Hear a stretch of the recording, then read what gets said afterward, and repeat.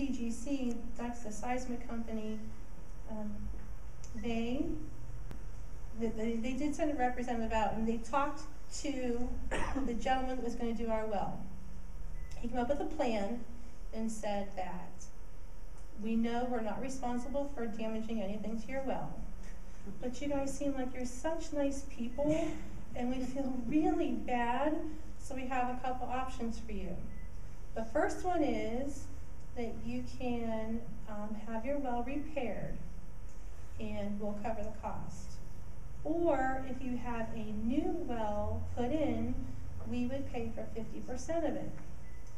Well, talking to the well guy, he said there's no guarantee that you can repair a well. So we figured, you know, it's, at least if we had to come up with half, we'd at least have water.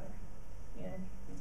So in the meantime, we found out that our well guy and TGC had all these meetings that they didn't even invite us to. I'm like, well, that's kind of odd. And he actually went to work for them, fixing other people's wells that they didn't damage. So in the meantime, we thought we'd get a second opinion. We called another well company, and they were less money. And they did come out and put in a new well. But in the meantime, our well is completely dry. And we have 3 donkeys, 7 goats, 60 chickens, 15 rabbits, 4 teenagers, 5 dogs, and now we've added a couple pigs. So thank goodness Scott was off work, because that's his life is water.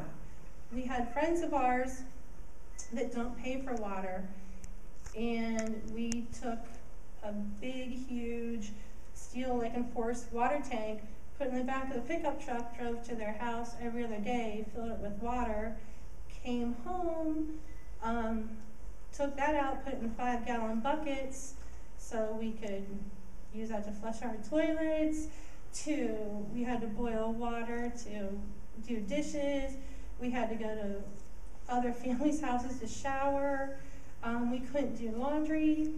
You know, I used to have one growing up. I used to think I wanted to be Laura on Little House on the Prairie. No, not so much anymore. We had in our driveway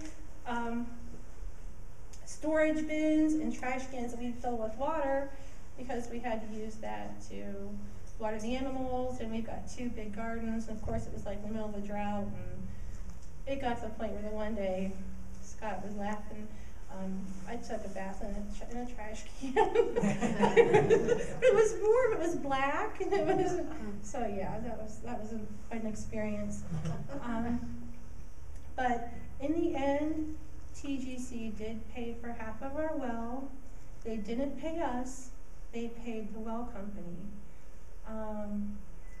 So I mean, we have talked to our state representative, and they would love to help us, but they don't know how. We've talked to ODNR. It's, you know, ODNR originally said, okay, you need to talk to the Uniontown Division. Talk to the Uniontown Division. Oh no, you need to talk to the Gas and Shale Division. One of the representatives from ODNR did come up to the house, and they looked at all the blasting sites. As a matter of fact, when TGC came out, they had the coordinates to all of the sites.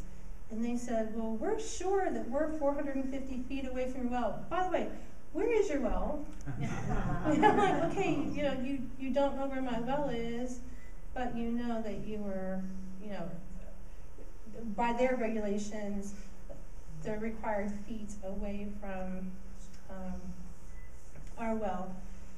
We've talked to, originally we talked to a law firm in Canfield, Ohio that deals directly with the oil and gas law, and they said, pretty much said, we would love to help you, but it's going to cost you more to go to trial than you would ever receive, because you would have to hire expert testimony, either a hydrogeologist or a seismic expert, and they're pretty expensive, and what you're going to get back would not cover the cost of their testimony. talked to, Craig Newbold's office, which is our state representative. Of course, now it's election time, we haven't heard much from them.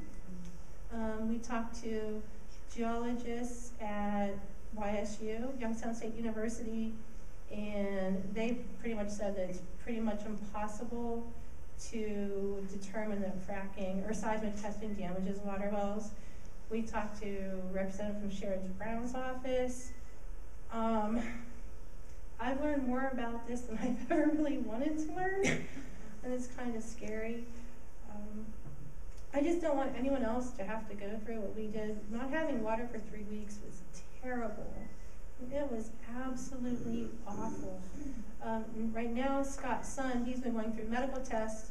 Since we got our new water installed, he has had all kinds of intestinal problems, and they think it may be because of our new water.